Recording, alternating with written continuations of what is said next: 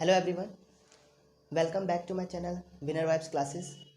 आज की क्लास में हम लोग डिस्कस करने वाले हैं कि लास्ट के एक दो दिनों में नाइन्थ की इंग्लिश की प्रिपरेशन कैसे करनी चाहिए और कैसे करें जिससे कि मैक्सिमम मिनिमम एफर्ट में मैक्सिमम स्कोर किया जा सके।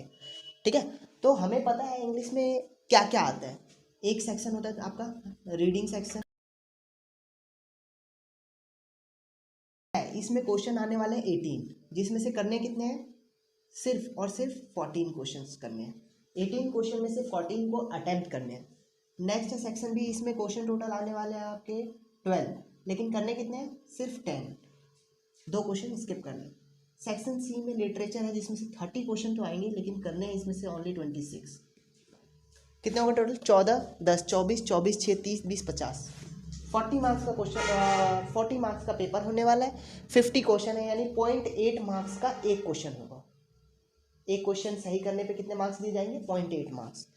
रीडिंग में क्या आता है, दो पैसेज आते हैं कि बिना घर पे प्रैक्टिस किए रीडिंग सेक्शन यानी कि पैराग्राफ्स या फिर अनसीन पैसेज या सीन पैसेज की बात करूँ, पैसेज की बात करूँ, तो विदाउट घर पे प्रैक्टिस किए बच्चे इस एग्जाम में अच्छे से करके आते हैं, मतलब ज़्यादातर क्वेश्चन अटेम्प्ट करके आ पाते हैं। लेकिन हम ये डिस्कस कर रहे हैं कि ऐसे हम कैसे प्रिपरेशन करें, क्या तरीका होना चाहिए प्रिपरेशन का जिससे कि वहाँ पे हम और अच्छा कर पाए। तो वो मैं डिस्कस करने वाला हूँ अभी कि द वे जिससे हमें ये रीडिंग सेक्शन को प्रिपेयर करना है। नेक्स्ट होगा हमारा writing and grammar. Writing and grammar में मैं दो चीज़ों रिकमेंड करूँगा। वैसे अगर आपने पहले से कर रखा है बाकी चीज़ें तो ठीक है, नहीं तो फिर मैं दो चीज़ों के बारे में रिकमेंड करना चाहता हूँ कि ये दो चीज़ें जरूर करके आना है, करके जाना है। पहला है हमारा, एक है मोडाल्स, दूसरा अपना स्पीच। स्पीच में भी कौन सा, रिपोर्टेड स्पीच। कौन सा, रिपोर्टेड स्पीच।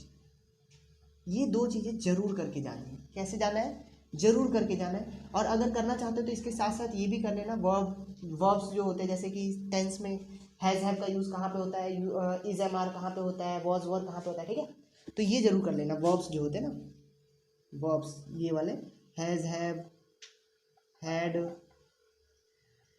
फिर अपना वॉज वर, ये जरूर कर लेना।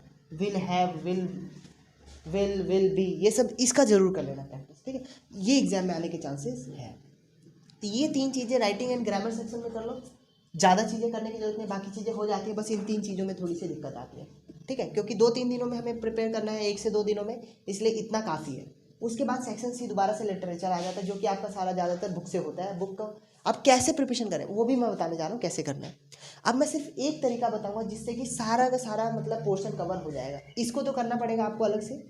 ठीक है, इसके लिए मैं सेपरेट वीडियो बना देता हूँ। अगर आपका कमेंट आता है या फिर आप इस चीज़ के लिए मुझे रिक्वेस्ट करते हो कि हाँ मुझे इस चीज़ की अलग सेपरेट वीडियो चाहिए, नहीं तो बाकी रीडिंग और लिटरेचर सेक्शन के लिए मैं क्या कहूँगा कि इसके लिए एक ही रामबाण उपाय है, NCERT। अब भाई NCERT तो सबको पता है, NCERT सबके हाथ में होता है। अब NCERT से ऐसा क्या करें जिससे कि ज़्यादा से ज़्यादा स्कोर किया जा सके, तो वो है हमारा NCERT को करने का तरीका, the way we are using NCERT for the preparation. क्या है वो, ये है कि हमें पता है कि यहाँ पे सीन पैसेज आने वाला है, अनसीन पैसेज आने वाला है, तो ऐसा हम क्या करें, सीन और अनसीन पैसेज के। लिटरेचर में भी क्या आएगा, पूरा पैसेज गिवन होगा, पैसेज में से पढ़ पढ़ के क्या देना है, आंसर निकालना है। तो NCERT कैसे हेल्प कर सकता है इस चीज़ में हमारे, तो NCERT में क्या करना है आपको, घर जाओ आराम से, सारे क्वेश्चन मतलब सारे बुक्स के चैप्टर्स को, पीछे जो भी इन टेक्स्ट क्वेश्चंस होते हैं ना, उनको बुक के अंदर से एक बार पढ़ने के बाद उनमें से छांट छांट कर सेलेक्ट कर करके निकाल कर लिखना शुरू करो। मतलब जो भी क्वेश्चन आपको दिया गया उन क्वेश्चंस के आंसर को आपको कहाँ से निकालना है, बुक से निकालना है। बुक से एक एक लाइन पढ़ने के बाद इतने अच्छे से पढ़ो, क्योंकि आपका सिलेबस में कितने चैप्टर आ रहे हैं, ज़्यादा से ज़्यादा 4 से 5 चैप्टर, 6 चैप्टर 5 चैप्टर, इनको आपको इस तरह से इनके क्वेश्चन आंसर निकालने हैं जिससे कम से कम इतनी प्रैक्टिस हो जाए कि वहाँ पे भी आपको पैसेज ही गिवन होंगे, वहाँ पे क्या होगा, पैसेज सामने होगा, उन पैसेज को पढ़कर उनसे क्या करना है, आंसर ही तो डिराइव करना है। तो वो आ जाएगा आपको कैसा करने से, NCERT की प्रैक्टिस करने से। क्या करना है, सारे क्वेश्चन आंसर लेने हैं NCERT के। जैसे चैप्टर 1 मान लिया हमने, लेटर टू गॉड ले लेते हैं।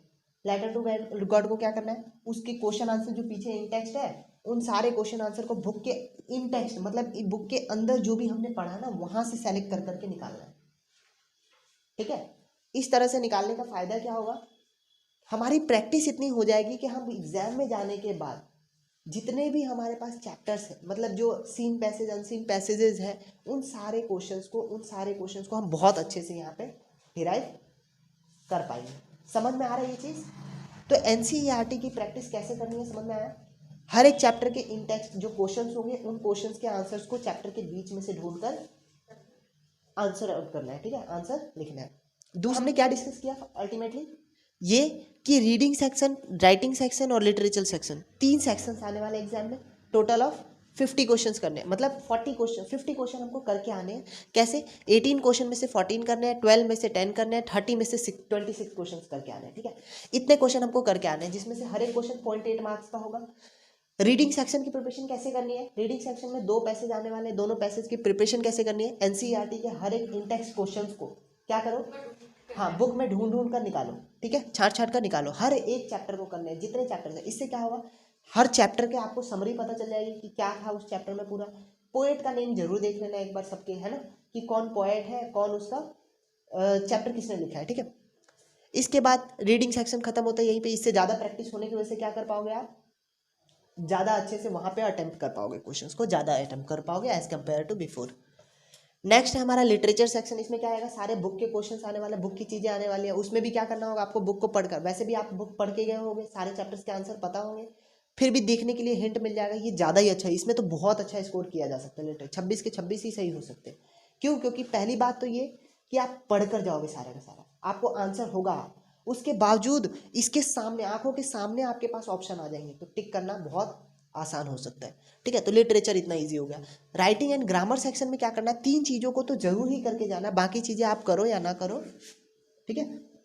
कम टाइम की वजह से मैं और चीज़ें रिकमेंड नहीं करूँगा, बाकी चीज़ें भी कर सकते हो अगर करना चाहो, लेकिन इतना जरूर करना है। क्या करना है, मोडाल्स करना है। मोडाल्स के लिए अगर आप कहते हो तो मैं सेपरेट वीडियो बना दूंगा, या फिर जाकर यूट्यूब पे देख सकते हो, यूट्यूब, गूगल, या फिर आपके पास नोट्स है, हो सकता है मैंने पहले भी पढ़ा रखा है छोटी क्लासेस को, तो उसमें अगर आपने क्लास ली है तो फिर क्लास लिए पहले जो छोटे क्लासेस को कराया है, तो अगर नहीं लिए तो बता देना मुझे, ठीक है, या फिर उनसे नोट्स ले लेना और एक बार रिवाइज जरूर कर लेना इनको। मोडाल्स, स्पीच और वर्ब्स। मोडाल्स के भी करना है, स्पीच भी करना है, वर्ब्स भी करना है, इनको अच्छे से कर लेना है। क्या करना है, बिल्कुल ईजी है, एनसीईआरटी की ज़्यादा से ज़्यादा प्रैक्टिस करनी है, इंटेक्स के क्वेश्चन आंसर छाटने। मैं बार बार यही चीज़ कह रहा हूँ, बाकी ये चीज़ देख लेना एक बार, मोडाल्स, स्पीच, वर्ब्स के, या तो यूट्यूब देख लेना, गूगल देख लेना, या फिर जो नोट्स है मेरे वो देख लेना, जरूर कर लेना, या फिर मुझे बता देना, मैं सेपरेट वीडियो, ठीक है। So that's all for today class. See you in the next video, next class.